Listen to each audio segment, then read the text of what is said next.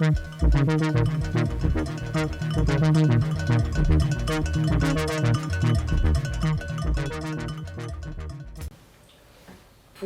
nous parler, nous présenter votre texte en cours d'écriture? Mon texte en cours d'écriture, comment vous le présentez? Eh bien, je travaille sur un dialogue euh, entre deux hommes. Et ce que je voulais poser comme problème, c'est le patriarcat, le tort que le patriarcat fait également aux hommes. Et, et aller vers la fragilité, aller vers la tendresse, aller également révéler tout ça aux hommes. Parce qu'en fait, il y a beaucoup de féminicides, il y a beaucoup de violences. Et j'essaie de comprendre ce qui passe, ce qui leur passe par la tête, pourquoi ils réagissent comme ça, comment ce système a configuré l'espace, le corps de la femme, comment tout ça existe à leurs yeux. Je veux travailler sur ça, en fait. Je travaille sur ça.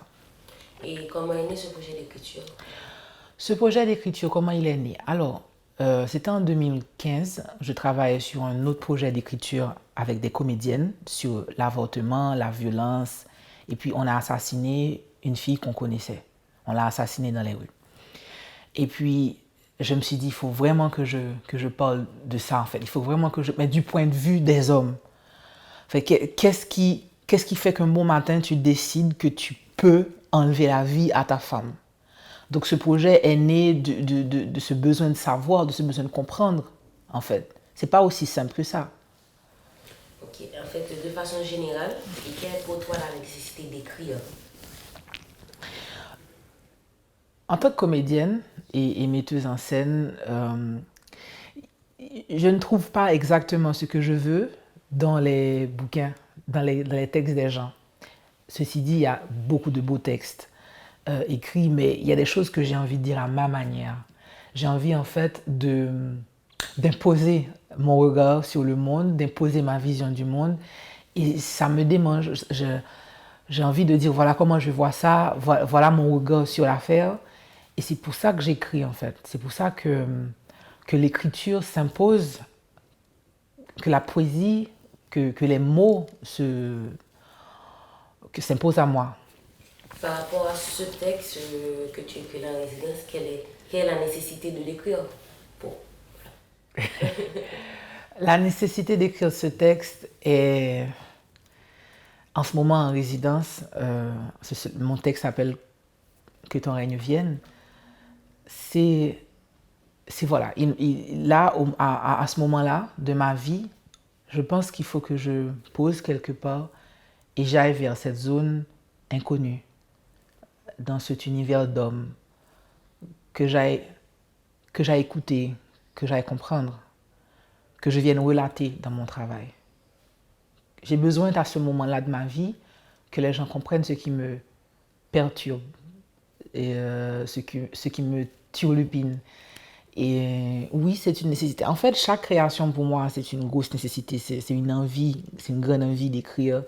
Mais là, en ce moment, avec la conjoncture, comment je place mes personnages dans la réalité du pays actuellement qui est en crise, j'ai besoin que les gens comprennent comment je vois ça. Et mes deux personnages qui existent dans cette création existent en fait dans la vraie vie. C'est un mélange de plusieurs hommes, mais ils existent.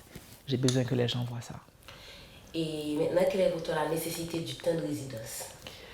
C'est la, c'est la première fois, qu'on m'accorde un temps de résidence. J'écrivais dans le tumulte, j'écrivais dans Port-au-Prince qui m'absorbait, qui vraiment me prenait beaucoup d'énergie. Et le temps de résidence, de venir ici à Limoges, m'installer dans le silence, me promener dans cette ville que je ne connais pas, c'était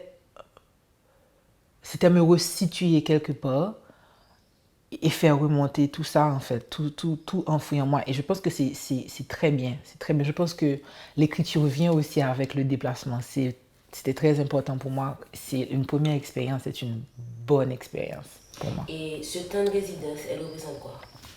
Ce temps de résidence représente deux choses pour moi. Ça représente euh, une obligation de produire pour moi qui suis sur ce texte depuis 1 an et demi, ça représente aussi une opportunité que je ne vais pas rater.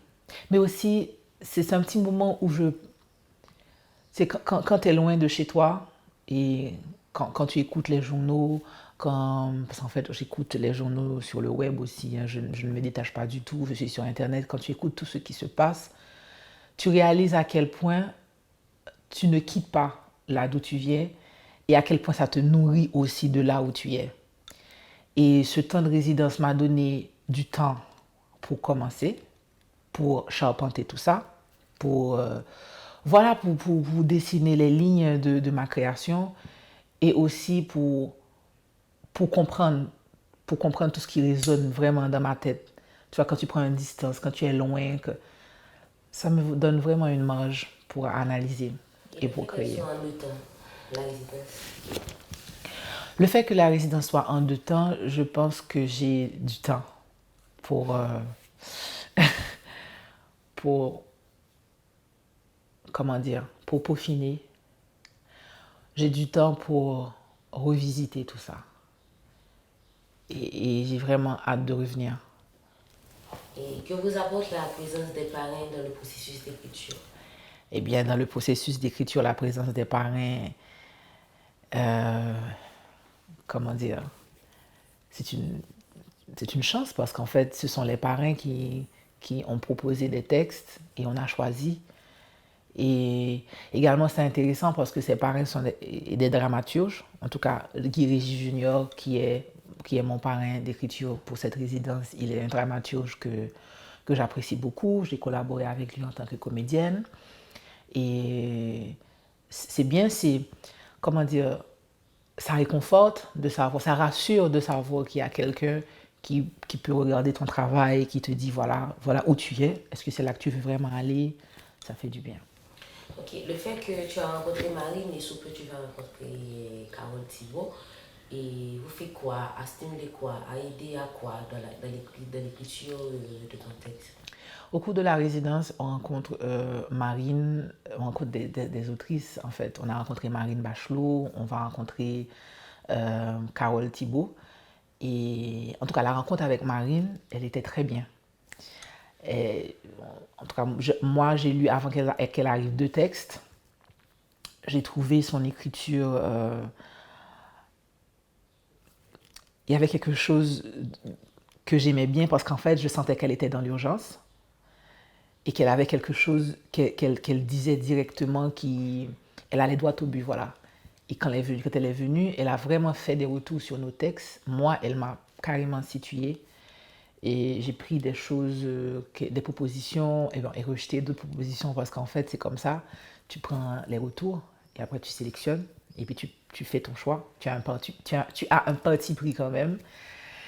Et puis pour Carole, je ne sais pas encore. Enfin, j'espère recevoir énormément. Okay. Sachant que vos écrits se portent sur la situation des femmes de vos pays, selon vous, quelle est la place de la femme en tant que sujet ou autrice dans l'écriture dramatique? Étant donné que les femmes font partie de notre écriture en tant que sujet et en tant que sujet et... Ça veut dire quoi encore? Autrice. Oui. Donc, tu avais formulé ça d'une manière. Sachant que vos écrits se portent sur la situation des femmes de vos pays, selon vous, quelle est la place de la femme, sujet ou autrice dans l'écriture dramatique? Ok. Quelle est la place de la femme en tant que sujet et autrice dans la place... Où, en fait? Oui. Quelle est la place de la femme en tant que sujet et autrice dans le théâtre, dans l'écriture dramatique? Et c'est une belle question parce qu'il n'y a pas beaucoup de femmes qui écrivent pour le théâtre en Haïti. Après, j'ai trouvé des femmes dans les écritures d'hommes, mais c'est pas comme je l'aurais voulu. Et il y a vraiment une grande carence d'écriture de femmes. Il y a une carence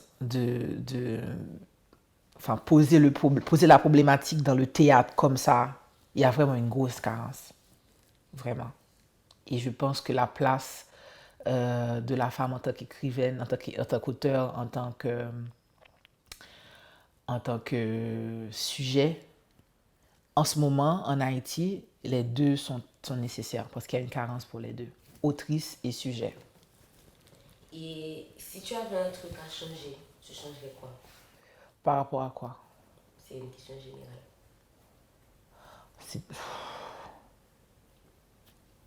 C'est tout spécifié pour moi. Non, c'est tout. C'est la généralité, c'est tout. Mais en même temps, c'est rien. C'est tout et en même temps, c'est n'importe quoi. Si tu avais une baguette magique, tu changerais quoi dans le monde? Ah! Si je pouvais changer quelque chose, ce serait quoi?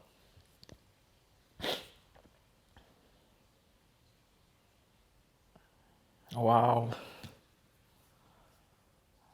C'est tellement la galère. J'allais changer plein de choses. J'allais commencer par faire revenir au stade enfant les hommes et les femmes. Comme ça, ils ne sont pas conscients qu'ils sont hommes et femmes. Et comme ça limite. Je pense que ça aurait limité les dégâts. Parce que je pense que cette séparation des sexes, hommes, femmes, en fait, cette guerre de pouvoir, ça me saoule grandement. Si j'avais une baguette magique, j'allais changer ça. Comment exister en tant que personne et ne pas être limité parce que j'ai un utérus.